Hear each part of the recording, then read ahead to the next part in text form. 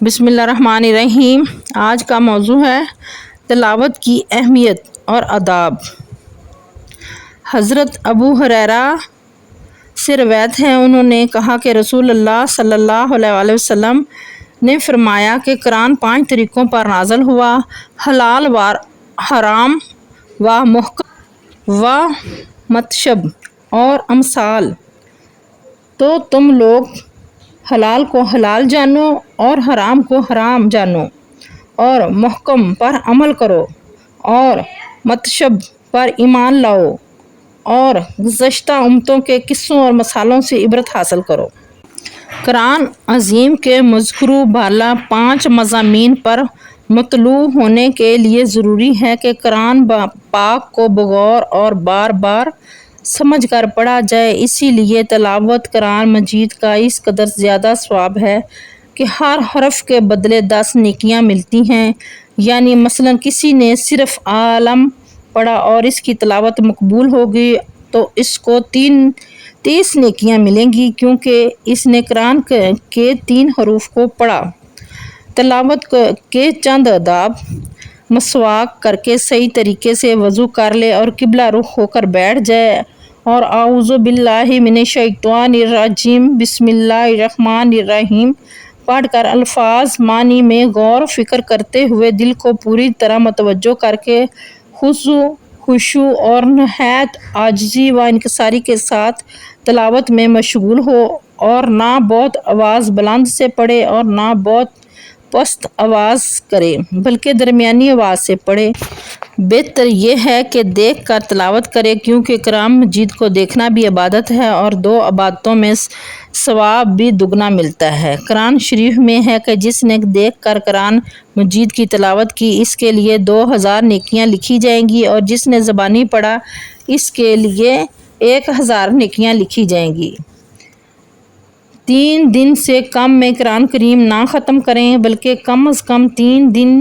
یا 7 دن یا 40 دن میں قرآن کریم ختم کرے،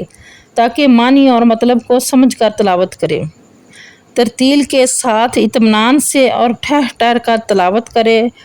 اور رشاد ربانی ہے ترجمہ، یعنی خوب ٹھہر کر قرآن مجید کو پڑھو، اور اس میں کئی فائدے ہیں۔ اولاً تو اس سے قرآن مجید کی عظمت ظاہر ہوتی ہے، اور قرآن کریم کے عجائب و غرائب کو سوچنا اور معنی کو سمجھنا بھی تلاوت کا مقصود اعظم ہے، اور یہ ترتیل کے بغیر دشوار ہے۔ وقت تلاوت ہر لفظ کے معنی پر نظر رکھے اور وعدہ وعید کو سمجھنے کی کوشش کرے۔ دوران تلاوت جس جگہ جنت اور اس کی نعمتوں کا ذکر آئے، یا حفظ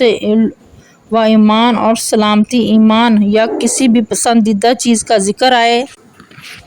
تو ٹھہر کر دعا کرے، اور جس جگہ جہنم اور اس کے عذابوں کا ذکر آئے، ان جیسی کسی بھی باعث خوف چیز کا تذکرہ آئے تو ٹھہر کر ان چیزوں سے اللہ کی پناہ مانگے اور خوف الہی سے رو پڑے، اور اگر رونا نہ آئے تو کم از کم رونے کی صورت بنا لے۔ رات کے وقت تلاوت کی کثرت کریں، کیونکہ اس وقت ذہن پرسکون اور دل مطمئن ہوتا ہے۔ تلاوت کے لیے سب سے افضل وقت سال بھر میں رمضان شریف کے آخری 10 ایام، ذو الحج کے ابتدائی 10 دن ہیں، اور رات کو تلاوت کا بہترین وقت مغرب اور عشاء کے درمیان ہے۔ اس کے بعد نصف شب کے بعد اور دن میں سب سے عمدہ صبح کا وقت ہے۔ خوش الحانی اور تجوید کے ساتھ حروف کی صحیح ادائیگی اور اوقات کی رعایت کرتے ہوئے تلاوت کرے، مگر اس کا لحاظ رہے کہ خوش الحانی کے لیے قواعد موسیقی اور گانے کے لہجوں کا ہرگز استعمال نہ کرے۔ تلاوت کے وقت قرآن کریم کی عظمت پر نظر رکھے اور آیت کریم پڑھے۔ ترجمہ: اگر ہم پر قرآن کسی پہاڑ پر اتارتے تو ضرور تم اسے دیکھتے کہ وہ جھک کر اللہ کے خوف سے پاش ہو جاتا۔ آیت کے اس مضمون کو بوقت تلاوت اپنے ذہن میں حاضر رکھے اور خوف الہی سے بھرپور ہو کر نہایت عاجزی کے ساتھ تلاوت کرے۔ جو آیات اپنے حال کے مطابق ہوں ان کو بار بار پڑھنا چاہیے، اور قرآن عظیم پڑھتے وقت یہ خیال جمائے کہ گویا خداوند تعالیٰ کے حضور میں پڑھ رہا ہے۔ جب اس منزل پر پہنچ جائے تو یہ تصور کیا جائے کہ گویا یا رب کریم مجھے ہی سے خطاب فرما رہا ہے، اور اس ترقی کی انتہا یہ ہے کہ یہ تصور پیدا ہو جائے کہ قرآن عظیم پڑھنے والا گویا اللہ تعالیٰ اور اس کے صفات و افعال کو اس کے کلام میں دیکھ رہا ہے، لیکن یہ بلند مرتبہ صادقین کے لیے مخصوص ہے اور ہر کسی و نہ کسی کو یہ حاصل نہیں ہوتا۔ جب تنہائی میں ہو تو درمیانی آواز سے تلاوت کرنا بہتر ہے،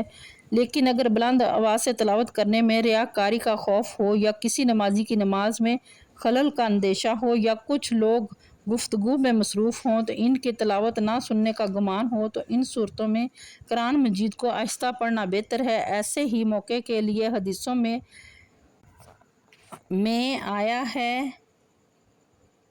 کہ پوشیدہ عمل ظاہری عمل سے 70 گنا زیادہ ثواب رکھتا ہے۔ بہرحال قرآن مجید کی تلاوت کے وقت آداب کا لحاظ رکھنا نہایت ضروری ہے تاکہ دین و دنیا کی بے شمار برکتیں حاصل ہوں، اور ہرگز آداب سے غفلت نہ ہونے پائے کہ یہ غفلت برکات دارین سے بہت بڑی محرومی کا سبب ہیں۔